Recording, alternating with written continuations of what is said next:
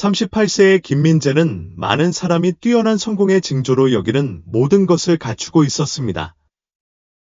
한국의 유명 기술 회사에서 존경받는 임원으로 그는 서울의 호화로운 집에서 살았고 즐거운 시간을 함께 보낸 친구들로 둘러싸여 있었습니다.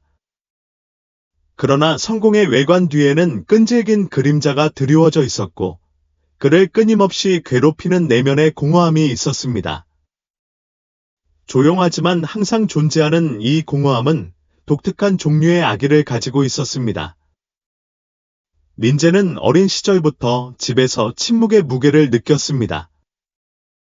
고위 임원이었던 그의 부모님은 항상 여행을 다니거나 직업적 의무에 몰두해 있었습니다. 그가 그들을 본 드문 순간은 덧없는 것이었습니다. 두 해의 사이에 빠른 미소나 작별 인사를 위한 서두른 키스였습니다. 민재는 돈으로 살 수 있는 모든 것에 둘러싸여 자랐습니다. 값비싼 장난감으로 가득 찬 방, 새 자전거, 최신 비디오 게임. 하지만 이 모든 것에도 불구하고 그가 가장 갈망했던 한 가지는 살 수 없었습니다. 가족의 사랑과 존재입니다. 서울 강남구에 있는 그가 살았던 크고 현대적인 집은 차갑고 인간적이지 않았다. 깨끗한 흰색 벽, 비싼 디자이너 가구, 반짝이는 대리석 바닥은 그의 공허함을 증폭시킬 뿐이었다. 민재는 종종 복도를 돌아다니며 축구공을 혼자 차며 부모님이 놀러와 주길 헛되이 바랐지만 부모님은 결코 놀지 않았다. 저녁 시간은 조용했다. 저녁 시간이 되면 그는 식탁에 앉아 텔레비전 앞에서 식사를 했고 아버지는 업무 전화에 갇혀 있었고 어머니는 업무 보고서를 검토하는 데 바빴다. 텔레비전의 찰칵거리는 소리가 애정의 부재를 채웠다. 때때로 그는 상황이 달랐으면 좋겠다고 바랐지만 깊은 곳에서는 이것이 그가 알고 있는 유일한 현실이라는 것을 알고 있었다. 할머니 은이 없었다면 민재는 완전히 혼자였을 것이다. 할머니 은은 그의 유모였지만 그에게 그녀는 그 이상이었다. 그녀는 그의 삶에서 유일하게 변함없는 존재였고 그를 진심으로 돌보는 것처럼 보이는 유일한 사람이었다. 할머니 은은 온화한 눈과 따뜻한 미소를 지닌 친절한 여성이었다. 그녀의 인내심은 무한해 보였다.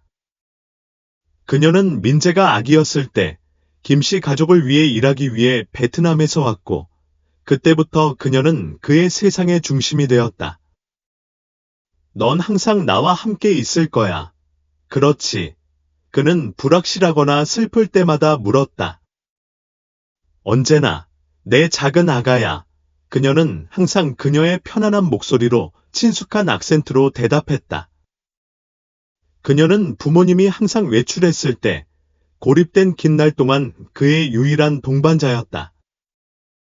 그를 공원으로 데려가서 그와 공놀이를 하고 이야기를 들려준 사람은 할머니 은이었다. 그녀의 이야기는 마법 같았고 종종 베트남의 작은 마을에서 보낸 어린 시절에 대한 것이었다. 그곳에서 아이들은 나무 사이를 자유롭게 뛰어다니고 태양의 온기가 항상 따뜻했다.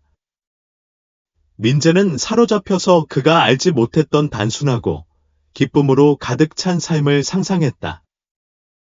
언젠가 너를 데리고 내 고향을 보여줄게. 민재야. 얼마나 아름다운지 보게 될 거야. 할머니 은과 함께한 그 순간은 민재가 진정으로 행복하다고 느낀 유일한 시간이었다. 그녀는 그가 어둠을 두려워할 때 그를 품에 안고 잠들 수 있도록 자장가를 불러주고 길을 잃었을 때 그의 눈물을 닦아주었다. 그는 부모님 없이 사는 삶이 힘들다는 것을 알고 있었지만 할머니 은이 곁에 있으면 세상이 조금 덜 외로워 보였다. 하지만 민재의 삶은 그가 8살 때 극적으로 바뀌었다. 그의 부모님은 출장 사고로 돌아가셨고 그 고통은 엄청났다.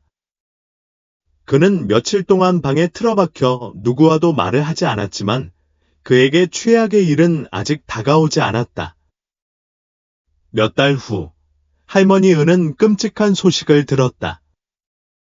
여전히 베트남에 살고 있던 그녀의 어머니가 돌아가셨다. 그녀는 장례식에 즉시 가야 했고, 그녀의 어린 동생들은 절박하게 그녀를 기다리고 있었다. 작별은 고통스럽고, 빠르고, 눈물로 가득했다. 내가 가야 해, 내 작은 딸아. 우리 가족은 지금 나를 필요로 해. 내 자매들은 아직 미성년이고, 그들에겐 내가 전부야. 정말 미안하지만, 너는 돌아올 거야. 민재는 그녀의 손을 꽉 잡으며 절박하게 물었다. 할머니는 아픔을 감추려고 했으며 미소 지었다. 노력할게, 민재야. 가능한 한 빨리 돌아오기 위해 최선을 다할게. 하지만 이모랑 잘 지낼 수 있을 거야. 너는 강한 남자야. 알아, 그는 그녀가 비행기에 탑승하는 동안에도 그녀를 믿었다. 며칠이 몇 주, 몇 주가 몇 달이 되어도 민재는 기다렸다. 그는 할머니 은이 안심시키는 미소를 지으며 문을 열고 들어와 그를 품에 안을 순간을 기다렸지만 그녀는 돌아오지 않았다. 민재의 삼촌과 보호자들은 할머니 은이 남긴 공허함을 이해하지 못했다. 그의 친척들은 더 비싼 선물과 이국적인 여행으로 그 공허함을 채우려 했지만 그 어떤 것도 그를 만족시키지 못했다. 민재는 자신을 진정으로 아끼는 유일한 사람에게 다시 한번 버림받은 것 같은 기분이었다. 모든 것에도 불구하고 그는 결코 그녀를 비난하지 않았다. 그의 마음속에 무언가가 더 깊은 이유가 있다고 그에게 말했다. 깊은 곳에서 할머니 은은 피할 수만 있었다면 결코 그를 떠나지 않았을 것이다. 그는 세월이 흐르고 어른이 되어서도 그 희망을 평생 간직했습니다. 부모님이 항상 원하셨던 모든 것, 즉 성공, 돈, 권력을 이룬 후에도 이 공허함, 그리움은 그를 떠나지 않았습니다. 민재는 삶이 그를 먼 길로 인도했음에도 불구하고 할머니 은을 찾는 것을 멈추지 않았습니다. 그는 형사를 고용하여 그녀를 찾았지만 단서는 나오지 않았습니다. 해가 지날수록 할머니 은의 이미지는 조금씩 흐릿해졌지만 어린 시절의 그녀가 그에게 보인 무조건적인 사랑과 보살핌에 대한 기억은 그의 마음속에 살아있었습니다. 그는 언젠가 그녀를 찾아야 하고 무엇이 그녀를 멀리하게 했는지 알아내야 하며 무엇보다도 부재로 점철된 어린 시절에 유일한 사랑의 원천이 되어준 그녀에게 감사해야 한다는 것을 알았습니다. 30년 후 김민재는 이런 결심으로 베트남으로 직접 여행을 가기로 했습니다. 그는 할머니 은을 찾아야 했고 그녀가 아직 살아있는지 그녀가 자신을 기억하는지 알아야 했습니다. 그의 마음은 의문과 불확실성으로 가득했지만 이번에는 다시 버림받지 않을 것이라는 조용한 희망으로 가득 차 있었다. 베트남에서 그가 기다리던 미스터리는 여전히 알려지지 않았지만 민재는 그가 떠나려는 여행이 그의 마음을 계속 아프게 하는 이야기에 더 나은 결말을 가져다주기 위해 필요하다는 것을 알고 있었다. 민재는 베트남에 도착했고 그의 마음은 무거웠고 그의 마음은 기대감으로 가득 찼다. 할머니 은이. 기억은 여전히 그의 가슴에서 강하게 뛰었지만 이 먼 나라의 현실은 그가 상상했던 것과는 매우 달랐다. 하노이의 무거운 열기는 질식하는 망토처럼 그를 감쌌고 끊임없는 눈부심, 상인들의 울부짖음, 붉은 먼지 냄새는 그를 어지럽게 만들었다. 할머니 은의 이야기에서 너무나 친숙한 이 나라는 갑자기 그에게 낯설어 보였다. 그 수색은 그가 예상했던 것보다 훨씬 더 어려웠다. 그는 대도시를 떠나 내륙으로 향하며 모든 작은 마을에서 할머니 은에 대해 물었지만 아무도 그녀를 아는 듯하지 않았다. 그가 두드리는 모든 문에서 그의 질문에 당황한 얼굴들이 마주칠 때마다 민재는 자신의 희망이 줄어드는 것을 느꼈다. 그는 부드러운 악센트로 그 여자를, 그를 그렇게 다정하게 돌봐준 사랑스러운 유모를 묘사했지만 그를 바라보는 얼굴들은 항상 당혹감으로 가득 차 있었다. 아무도 그녀를 기억하지 못했고 그가 누구에 대해 말하는지 아무도 몰랐다. 민재는 날마다 당혹스러운 시선과 거절에 부딪혔다. 작은 마을로 이어지는 비포장 도로는 좁고 움푹 패인 곳이 많았고 그는 여행을 위해 빌릴 수 있는 유일한 차인 오래된 차를 타고 여행했다. 더위가 엄청났고 피로가 그의 어깨에 무겁게 실리기 시작했다. 때때로 그는 포기하는 것을 생각했다. 아마도 그는 그녀가 이미 죽었다고 생각했을 것이다. 아마도 시간이 아무리 잔인하더라도 할머니 은과의 마지막 연결고리를 지웠을 것이다. 희망이 거의 사라졌을 때 그의 수색의 7째 날, 민재는 다른 마을보다 더 가난하고 고립된 마을에 도착했다. 가난은 참을 수 없었다. 오두막은 진흙과 지프로 만들어졌고 임시 지붕과 벽에 금이 간 부분이 있었다. 아이들은 먼지 속을 맨발로 달렸고 불에서 나는 연기와 움푹 들어간 냄비에서 요리하는 간단한 음식 냄새가 공기를 가득 채웠다. 주변의 나무는 말라붙었고 땅은 수년간의 끊임없는 햇볕으로 말라붙은 듯했다. 민재는 나무 그늘에 앉아있는 노인 여성에게 다가갔을 때 육체적으로나 정서적으로 지쳐 있었다. 실례합니다. 부인 그는 더 이상 긍정적인 대답을 기대하지 않는 어조로 말을 시작했다. 은이라는 여자를 찾고 있습니다. 그녀는 제가 어렸을 때 한국에서 저를 돌봐주었고 피부는 검고 마음은 따뜻했습니다. 아마 그녀를 알고 계실지도 몰라요. 그 여자는 잠시 눈썹을 찡그렸다. 마치 기억을 떠올리려고 애쓰는 듯했다. 아니요 라는 말을 듣는데 익숙한 민재는 작별 인사를 하려고 했을 때 그 여자가 천천히 고개를 끄덕였다. 그녀의 목소리는 주저했지만 그녀의 눈에서 무언가가 민재에게 희망의 빛을 비추었다. 그래요. 몇 년 전 한국에서 돌아온 은이 있었어요. 그녀는 언덕 근처의 북쪽 오두막에서 살고 있어요. 그녀는 힘든 삶을 살고 있지만 당신이 찾고 있는 사람은 그녀인 것 같아요. 민재의 심장이 쿵쾅거렸다. 그녀일 수도 있고 그녀여야만 해요. 그는 그 여자에게 고맙다고 말하고 시간을 낭비하지 않고 그녀가 준 길을 따랐다. 마침내 작은 오두막에 도착했을 때 그의 눈앞에 펼쳐진 광경은 충격적이었다. 거의 폐허가 된 극히 단순한 집이었다. 벽은 진흙과 잔해로 만들어져 허약했다. 지붕은 집과 플라스틱 조각을 서둘러 조립한 것이었다. 집 주변에는 자금 농사의 작은 흔적이 있었지만 자원 부족과 혹독한 기후 때문에 모든 것이 흔들리는 듯했다. 할머니 은이 그곳에 있었다. 낡은 나무 의자에 앉아 녹슨 금속 대야에서 빨래를 하고 있었다. 어깨는 구부정했고 한때 굵었던 검은 머리카락은 이제 완전히 회색이었다. 그녀는 그가 상상했던 것보다 훨씬 나이가 많아 보였다. 삶은 그녀에게 힘들었다. 민재는 모순된 감정의 물결이 그를 휩쓸자 얼어붙어 숨가쁘게 서 있었다. 한 걸음 한 걸음이 무거운 듯했고 그의 심장은 가슴에서 쿵쾅거렸다. 그의 바위였던 이 여자는 시간과 빈곤에 눈에 띄게 지쳐 있었다.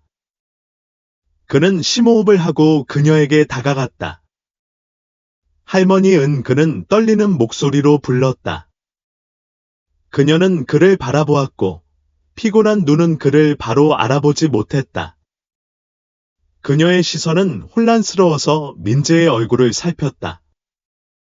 그들 사이의 침묵은 무겁게 느껴졌다. 죄송합니다. 선생님, 그녀가 중얼거렸고 그녀의 목소리는 가냘펐다. 당신을 기억하지 못하겠어요. 이 말은 민재의 가슴을 찌르는 칼날과 같았다. 그는 바다를 건너 의심과 도전을 극복했고 이제 할머니처럼 사랑했던 여자가 그를 알아보지 못했다. 가슴의 고통은 참을 수 없을 정도였고 잠시 동안 그는 이 모든 것이 헛된 일인 것처럼 느꼈다. 너무 오래 기다렸을까? 시간이 그녀의 기억을 지워버렸을까? 그는 그녀 앞에 무릎을 꿇고 눈물을 가득 담은 눈으로 다시 말을 시작했다. 남한에서 당신이 돌보았던 아이. 기억나. 나를 당신의 꼬마라고 부르고 당신 마을 이야기를 들려줬지. 그리고 당신은 나에게 자장가를 불러줬지. 할머니 은은 여전히 혼란스러워 보였지만 그녀의 표정에서 무언가가 바뀌기 시작했다. 그러자 거의 깨닫지 못한 채 민재는 마치 그가 어렸을 때 할머니 은이 멀리서 이야기를 들려줄 때처럼 그녀에게 미소를 지었다. 그때 그녀의 눈이 번쩍였다. 그녀는 입을 손으로 막고 놀라움에 눈을 크게 떴다. 그 미소, 그녀가 눈물을 글썽이며 말했다. 그 미소는 한국에서 보낸 모든 시간 동안 나를 강하게 만들어줬어. 정말 당신인가요? 민재. 정말 당신인가요? 할머니 은은 흐느끼며 감정이 폭발한 듯 그를 꼭 껴안았고 그녀의 뺨에는 눈물이 흘러내렸다. 내 작은 민재야. 그 포옹은 길고 그리움과 감정으로 가득했다. 그들은 함께 울었고 오랜 세월이 흐른 지금도 그대로 남아있는 기억에 묶여 있었다. 마침내 헤어졌을 때 할머니 은은 살짝 뒤로 물러나 손등으로 눈물을 닦았다. 나는 돌아오지 않았어. 민재야. 돌아오고 싶지 않았던 건 아니야. 널 생각하는 걸 멈춘 적이 없었어. 하지만 집에 돌아왔을 때 현실이 나를 강타했어. 엄마가 돌아가셨고 돌봐야 할 남동생이 6명이나 있었어. 돈도 없었고 우리 모두를 부양하는데도 힘들었어. 그녀의 목소리가 끊어졌고 그녀는 눈을 내리깔고 부끄러워했다. 돌아와서 널 데리러 가고 싶었지만 불가능했어. 민재는 목에 덩어리가 생기는 것을 느꼈다. 그에게 많은 사랑을 준 할머니 은희가 이렇게 절박한 상황에 처할 수 있을 거라고는 상상도 못했다. 그는 그녀를 더욱 꼭 껴안았다. 정말 미안해. 은 할머니, 그는 목이 메어지는 목소리로 말했다. 당신을 혼자 겪게 내버려 두어서는 안 됐어. 긴 침묵 후 민재는 살짝 뒤로 물러나 그녀의 눈을 깊이 들여다보았다. 은 할머니, 당신을 돕기 위해 여기 왔어요. 제가 가장 필요할 때 당신이 저를 돌봐주셨고 이제 제가 당신을 돌볼 차례예요. 그는 잠시 멈추고 눈물을 닦았다. $10,000를 주고 싶어. 이 돈으로 다시는 걱정할 필요가 없을 거야. 네가 받을 만한 모든 것을 갖도록 해주고 싶어. 할머니 은의 눈이 충격과 혼란으로 커졌다. 여전히 그 순간의 충격에서 벗어나지 못한 그녀는 전액을 거부하려고 했다. 그녀에게는 너무 많은 돈이었다. 아들아, 너무 많은 돈이야. 덜 주면 내 인생이 완전히 달라질 거야. 그녀는 겸손하게 말했다. 그건 내 유산의 일부고 뭔가가 항상 나를 괴롭혔어. 뭔가가 이걸 너에게 줘야 한다고 말했어. 제발, 받아줘. 그리고 결국 감정이 무거워진 마음으로 그녀는 받아들였다. 그녀는 눈물을 흘리며 그에게 감사했다. 하지만 그 순간 그녀를 가장 감동시킨 것은 재회. 그녀가 결코 잊지 못했던 소년의 포옹이었다. 그는 이제 그녀에게 돌아왔고 성공한 남자로서뿐만 아니라 받은 사랑을 돌려줄 준비가 된 사람으로 돌아왔다. 하지만 할머니 은과 민재가 다시 만나면서 새로운 미스터리가 공중에 떠돌았다. 할머니 은은 눈이 빨갛고 눈물이 여전히 젖은 채로 민재를 바라보며 망설였다. 민재야, 내 가족에 대해 꼭 말해야 할 게 있어. 모든 걸 설명하고 기분이 나아질 만한 말이야. 그녀는 어둡고 망설이는 목소리로 말을 시작했다. 오래전에 말했어야 할 말이야. 하지만 돌아올 수 없어. 그리고 돌아올 수 있을지, 아니면 밝힐 준비가 되었는지 모르겠어. 할머니 은의 말에 민재는 척추에 오한이 스며드는 것을 느꼈다. 작은 오두막집의 긴장감이 느껴졌고 벽의 틈으로 스며드는 황혼빛이 방을 신비의 베일로 덮는 듯했다. 할머니 은은 얼굴이 창백하고 오래된 비밀이 가득한 눈으로 민재를 바라보며 슬픔과 후회의 표정을 지었다. 민재의 심장이 쿵쾅거리기 시작했다. 할머니 은이 공유하기를 주저할 만큼 중요하고 비밀로 가득 찬 게 뭐가 있을까? 그는 진실이 자신이 상상하는 것보다 더 어두울지도 모른다는 두려움이 커져 압도당했다. 그는 할머니 은의 눈에서 미스터리를 보고 점점 더 불안해지는 것을 느꼈다. 그녀가 곧 밝힐 사실은 그가 자신의 과거와 가족에 대해 알고 있다고 생각했던 모든 것을 산산이 부술 수도 있었다. 할머니 은, 뭘 숨기고 있는지 말해야 해. 내 눈에서 보여? 뭐든, 나는 준비됐어. 할머니 은은 마치 과거의 무게에 맞설 용기를 불러일으키려는 듯 잠시 눈을 감았다. 다시 눈을 떴을 때 그녀는 고통과 체념이 뒤섞인 것을 느꼈다. 민재, 내 부모님은 내가 생각하는 것보다 훨씬 위험한 일에 연루되어 있었어. 가족 사업이야. 할머니 은은 말을 시작하며 때때로 목소리가 떨렸다. 그들은 불법적이고 사악한 활동에 연루되어 있었어. 다국적 기업 내부에 음모가 있었고 그들은 죽음의 위협을 받고 있었어. 그래서 그들은 항상 부재했어. 그들이 널 사랑하지 않아서가 아니라 널 보호하려고 했기 때문이야. 민재는 충격을 받았다. 할머니 은의 말은 잔인하고 예상치 못한 진실처럼 그의 머릿속에 울려 퍼졌다. 그는 항상 부모님의 부재를 느꼈지만 그들이 끊임없이 위험에 처해 있고 이렇게 어두운 일에 연루되어 있다는 생각은 파괴적이었다. 하지만 사고는 어때? 민재가 떨리는 목소리로 물었다. 우리는 항상 그들이 사고로 죽었다고 들었어. 할머니 은은 고개를 저으며 눈물을 흘렸다. 그게 아니었어. 그래. 민재야. 그들은 암살당했어. 어렵고 고통스러운 결정이었지만 그들은 무슨 희생을 치르더라도 널 보호해야만 했어. 그들은 내게 널 키우는 것을 맡겼고 나는 그것이 거짓말의 무게를 지고 사는 것을 의미한다는 것을 알고 있었지만 동의했어. 민재는 목구멍에 덩어리가 지는 것을 느꼈다.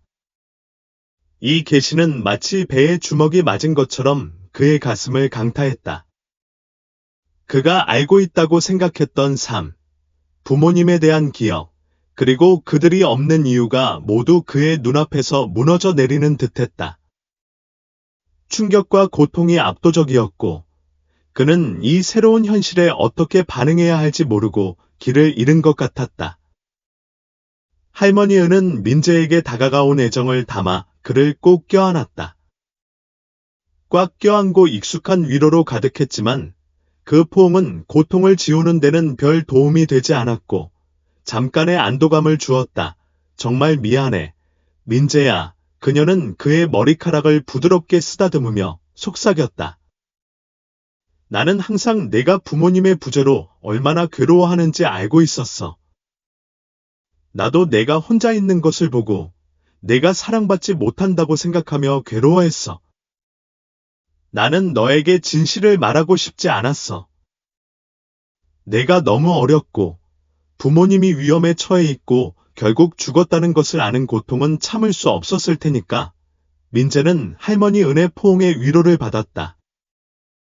고통은 여전히 있었지만 그녀의 존재에는 위안이 되는 무언가가 있었고 어린 시절의 행복한 순간을 떠올리게 하는 무언가가 있었습니다.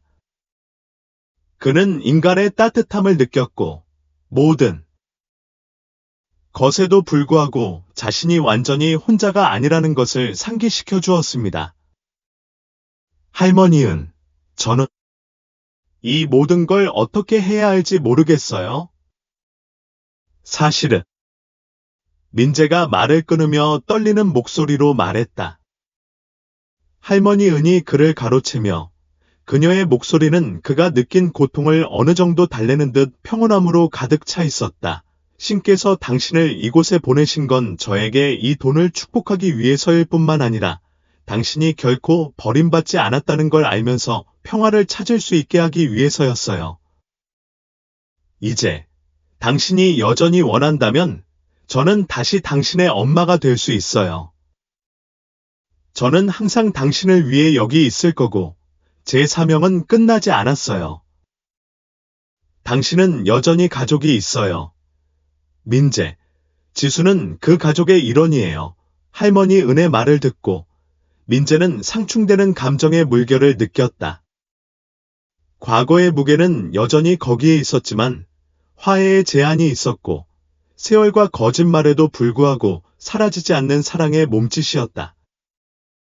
그는 할머니 은을 바라보았고 그의 눈은 눈물로 가득 찼고 안도와 슬픔이 뒤섞였다. 그럴게요. 할머니 은 다시 엄마가 되고 싶어요. 모든 것에도 불구하고 평화와 진실로 가는 길이 여전히 있다고 믿고 싶어요. 할머니 은은 부드럽게 미소 지으며 그녀의 눈은 영원한 사랑으로 가득 찼다. 그녀는 그를 꼭 껴안았고 그 순간 그 몸짓의 따뜻함과 안정감은 민재에게 새로운 시작에 대한 희망을 주기에 충분했다. 그의 여정의 다음 단계는 아직 오지 않았고 그는 그 길이 도전으로 가득할 것이라는 것을 알고 있었다. 그러나 진실의 계시와 할머니 은의 제안은 여전히 그를 기다리고 있는 어려움에 직면해 있음에도 불구하고 그에게 희망의 희미한 빛과 해결책의 약속을 주었다. 미래는 불확실성으로 가득했지만 할머니 은이 곁에 있으면서 민재는 더 강해졌고 앞으로 무슨 일이 있어도 대처할 준비가 더 잘 되었다고 느꼈다. 그리고 아마도 이제 그는 자신의 가족을 꾸리기 시작할 수 있을 것이다. 한국으로 돌아가는 비행기는 민재에게 조용하고 내성적이었다. 비행기가 하늘을 가로지르자 그는 창밖을 바라보며 자신이 발견한 모든 것과 지금 앞에 놓인 미래에 대한 생각에 잠겨 있었습니다. 부모님에 대한 폭로와 인생을 다시 시작하겠다는 결정은 무거운 짐이었지만 그의 눈에는 확고한 결의가 있었습니다. 그는 모든 것을 바로잡고 마침내 평화를 찾기로 결심했습니다. 착륙하자마자 민재는 불안과 결의가 뒤섞인 감정을 느꼈습니다. 그가 지금 짊어지고 있는 책임의 무게는 상당했지만 그는 그것에 맞설 준비가 되어 있었습니다. 첫 번째 과제는 다국적 가족 기업의 임원들과 긴급회의를 소집하는 것이었습니다. 한때 권력과 성공의 보루처럼 보였던 회사는 이제 해결해야 할 결함과 어두운 비밀을 드러냈습니다. 회사 본사에서 김민재는 직접적이고 실용적인 접근 방식을 취했습니다. 그는 회사의 리더십과 구조를 완전히 정비하겠다는 의도를 발표하면서 시작했습니다. 해고는 결의를 가지고 결정되었고 의심스러운 관행에 연루된 많은 임원들이 해고되었습니다. 구조 조정은 강렬하고 세심했으며 프로세스 개정, 새로운 거버넌스 메커니즘 구현, 회사의 성실성 회복을 포함했습니다. 민재는 그 일에 온전히 몰두했습니다. 그의 하루는 회의, 감사, 신속한 결정으로 가득했습니다. 일은 힘들고 때로는 지치기도 했지만 그는 모든 것을 정리하고 있다는 것을 알고 깊은 만족감을 느꼈습니다. 그는 회사뿐만 아니라 자신의 삶과 명예도 재건하고 있었습니다. 몇 주 동안 회사는 회복되기 시작했습니다. 구현된 변화는 조직에 새로운 빛을 가져다 주었고, 이제 더 투명하고 책임감이 생겼습니다. 민재는 회사가 안정되고 투자자와 대중의 신뢰를 회복하는 것을 보면서 새로운 자부심을 느꼈습니다. 그는 자신이 더 나은 유산에 기여하고 있다는 것을 알았고, 이는 실수에도 불구하고 그를 보호하려고 했던 부모의 기억을 기리는 것이었습니다. 한편, 할머니 은은 베트남에서 새로운 삶을 시작했습니다. 그녀의 변화는 놀라웠습니다. 민재의 재정적 지원으로 그녀는 작고 편안한 집을 샀고, 평화로운 은퇴 생활을 보장하기 위해 신중하게 투자했습니다. 할머니 은은 이제 더 안전하고 행복해진 형제 자매들과 함께 고향에 정착하면서 위안과 만족을 찾았습니다. 베트남에서의 그녀의 새로운 삶은 그녀가 수년 동안 알지 못했던 평화의 감각으로 가득 차 있었습니다. 그녀가 오후를 보냈던 꽃밭과 베란다가 있는 그 집은 그녀가 회복한 안정의 상징이 되었습니다. 그녀는 항상 그녀의 투자를 관리하고 재정을 확보하도록 도와준 민재의 조언에 따라 지역 프로젝트에 헌신했습니다. 멀리서라도 민재가 그녀의 삶에 있는 것은 끊임없는 위안이었습니다. 몇 달이 지났고 민재와 할머니 은은 바다와 대륙으로 떨어져 있었지만 그들의 유대감은 여전히 강했습니다. 전화통화와 주고받은 메시지는 그들의 삶에서 끊임없이 이어졌고 할머니 은에 대한 민재의 걱정과 보살핌은 분명했습니다. 그는 할머니가 마침내 마땅히 받아야 할 안정감을 찾았다는 것을 알고 행복하고 잘 돌보아지는 모습을 보고 안도했습니다. 이제 민재는 자신의 삶을 통제하게 되었습니다. 회사는 안정되었고 그는 리더십과 책임이 진정으로 무엇을 의미하는지에 대한 새로운 관점을 얻었습니다. 그는 고통스러울 때에도 진실을 마주하고 자신을 둘러싼 사랑과 지원에 감사하는 것의 중요성을 배웠습니다. 과거의 고통은 자신과 자신이 사랑하는 사람들을 위해 더 나은 것을 창조하도록 밀어주는 힘으로 바뀌었습니다. 미래를 바라보며 민재는 오랫동안 알지 못했던 평화를 느꼈습니다. 그는 고통스러운 발견과 치유 과정을 거쳤지만 이제 앞으로 나아갈 준비가 되었습니다. 그는 자신의 삶을 통제하고 있다는 확신, 진실이 밝혀졌다는 확신, 그리고 자신의 노력이 성과를 거두고 있다는 확신을 가지고 새로운 성취감과 희망을 얻었습니다. 할머니 은은 그녀의 나날을 평온하고 감사하게 살았습니다. 그녀는 민재를 보호하기 위해 최선을 다했고 지금은 품위 있고 평화로운 삶을 살고 있다는 것을 알았습니다. 그녀의 나날은 이제 자라서 그녀를 돌봐주는 형제 자매들의 기쁨으로 가득했습니다. 그녀의 새 집의 편안함과 잘 사는 삶의 평온함은 꿈이 이루어진 것과 같았습니다. 따라서 민재와 할머니 은은 각자의 세상에서 각자의 삶을 계속했지만 항상 깊은 사랑과 존경으로 묶여 있었습니다. 그들은 과거와 마주했고 미래는 새로운 가능성을 위한 빈 캔버스였습니다.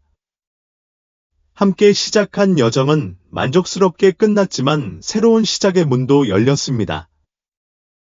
그들은 직면한 어려움에도 불구하고 진실과 사랑이 그들을 더 나은 세상으로 인도했다고 확신했습니다. 한 시대의 끝이지만 두 사람 모두에게 희망찬 새로운 여정의 시작. 민재는 더 이상 버림받는 것을 두려워하지 않았습니다. 그는 안전하고 자신의 가족을 꾸리고 항상 꿈꿔왔던 사랑을 주고받을 준비가 되었습니다. 그리고 나서 최고의 일이 일어났습니다. 민재가 가업을 재편하고 과거의 유령과 마주한 지 몇 년이 지났습니다. 삶은 새로운 리듬을 찾았고 도전으로 가득했지만 이제 그는 자신의 이야기를 통제할 수 있다는 확신을 가졌습니다. 할머니 은혜 지원과 최근 재회는 민재에게 모든 장애물에 맞설 힘을 주었습니다.